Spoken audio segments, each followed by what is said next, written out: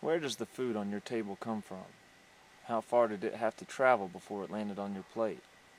What sort of packages was it enclosed in? What were those packages made of? Think about the ingredients of the package alone, let alone the food. In the Appalachian Mountains, calories are scarce. Animals make their living by scavenging everything they can. Mountain folk make good use of the deer season that we have every year to track and stalk and shoot and harvest and prepare that meat to provide their families with food for the rest of the winter and for the rest of the year. There's not much better than some good venison jerky, smoked venison, venison stew. Gosh, I could go on and on about what you can do with a deer. But it's not just the meat that you get from a deer. It's also the skin. And taking that skin off in a careful and deliberate way allows you to have clothes when it's cold. Clothes that are tougher than any Carhartt's clothing that have ever been made. Buckskin clothing and jewelry and needles and sewing thread. So many things can come from that animal if you prepare that animal in a deliberate and careful way. So today we're going to travel up on the mountain and go interview or at least observe a good friend of mine named Preston, master outdoorsman, expert tracker, expert hunter. I ain't ever known none better. We're going to go see what he has to teach us, and he's going to talk a little bit about skinning a whitetail deer of the southern Appalachian Mountains.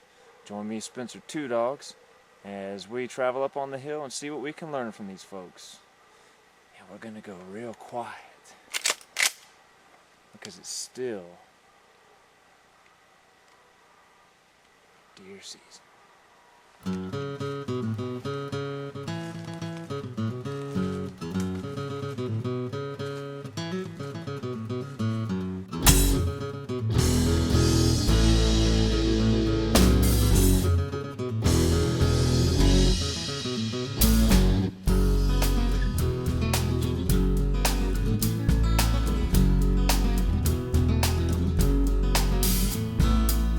Began when I was very young. My old man knew I was born to run. Taught the land and which way the wind blows. So many things that a father knows. A sailboat captain, a farmer too. A master chef with that oyster stew. He'd ride the lightning on pilot's knob, sharing stories of old Jim Robb.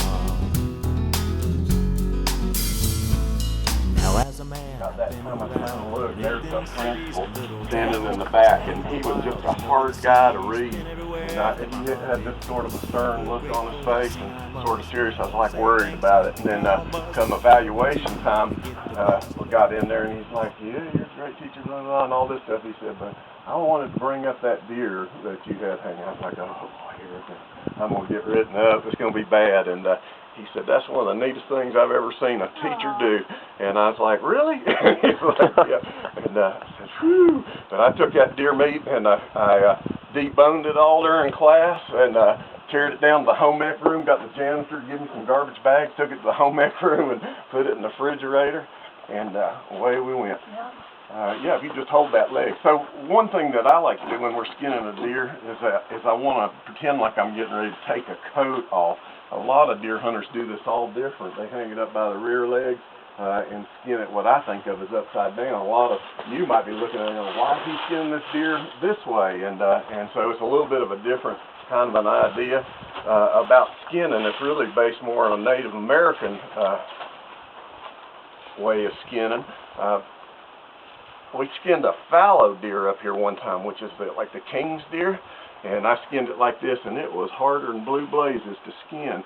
And so I think it would have skinned out better if I'd hung it up by the back legs instead of the front legs. But this type of deer skins better hung this direction. So I'm just making a series of initial cuts. You can see that I'm not really trying to take any kind of hide off. Another thing that I'm really fussy about, and a lot of people aren't, but I am, when I'm cutting, I'm taking and grabbing that deer hair with my hand and I'm sweeping that deer hair off all the time. I don't want to eat that hair and it'll get just all over your meat if you're not paying attention to what you're doing with it. And so just as I do that, I just grab those areas and sweep that hair back off, okay? So that I'm not going to get too much hair on my meat. Now, if you were going to take your coat off, how would you go about taking your coat off? What would be the way that you'd do it? You done zip it, and then what would you do next? Where's it coming off? It's coming off on those sides right there, and so you know, a lot of people would start at the rear end, and to me it's kind of like if I try to take my coat off this way, you know, it's really going to be a pain.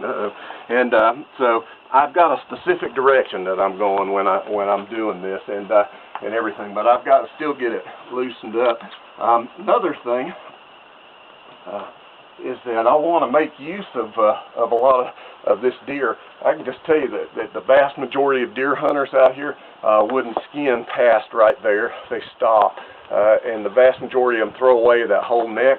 Never eat a bit of it, and what I'll do is I'll just use my knife just a little bit at this point, and what we're gonna hopefully do is we're gonna fist this skin off. So most hunters would just use a knife for the whole job, and they would take and they would just knife that skin off. And here's what's bad about that, is that if you knife that skin off, it's invariably you nick it. I can show you a piece of muscle, but I tan that out. But if you look at, see if I can find you some of those marks. Well, you see that hole right there? That's a knife nick right here. So if you use your knife to take that skin off, what you'll do is you'll put little nicks into it, and as you go through the tanning process, it'll just rip, and you'll have these big holes that'll open up everywhere. So I'm only going to use a knife in a very few places after I make this.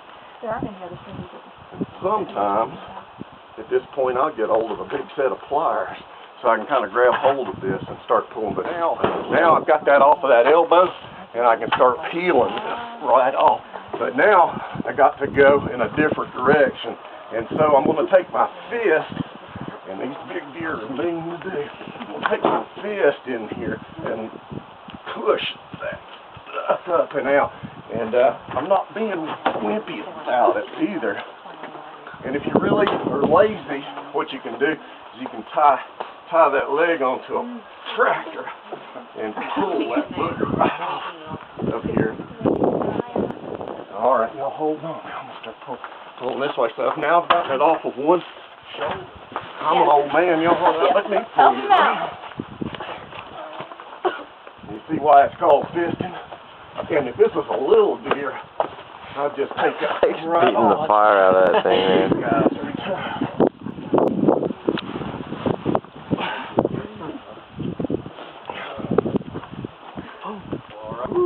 I want you guys to start having a tug of war headed right straight towards Spencer there, pulling down as hard as you can pull. All right, there you go. Oh, yeah. Keep going. I don't think you're going to break that rope. Do this one time. Get your hands up higher and sort of try to roll in the physics. Now pull down. Wow. That was a good one. All right. Now, look what I want y'all to see what I'm going to do. I'm putting my fist so I'm pushing down into that skin. I'm not just doing it on wrist strength. I'm pushing straight down. All right. Now, here's another concept I want you to think about, is I don't want you to get that skin dirty, okay? The hair side can touch the dirt, but not the flesh side. All right. Now, we're going to try to pull this direction, okay? Bring it on back here. 1, 2, 3. Yeah. See if we show his head.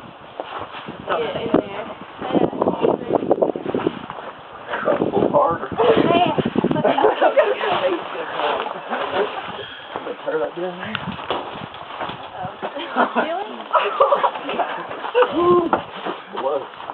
Y'all pull back hard on that and let me push down.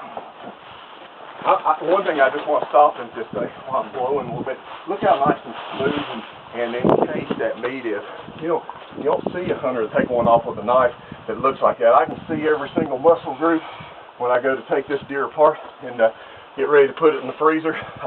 The tenderloin, one of the choice pieces of meat, run right through here. Most deer hunters get a tenderloin that's about 16 or 18 inches long off of a deer like that. That tenderloin goes all the way down into the hip bone, and it comes right up to about here on that neck. I get about twice as much tenderloin out of a deer as most deer hunters get. Look at that rack. He's been around. He's established himself. He's smart enough to stay alive. And so we hope that those things, those features also get passed on to the other deer so that they're a healthy herd.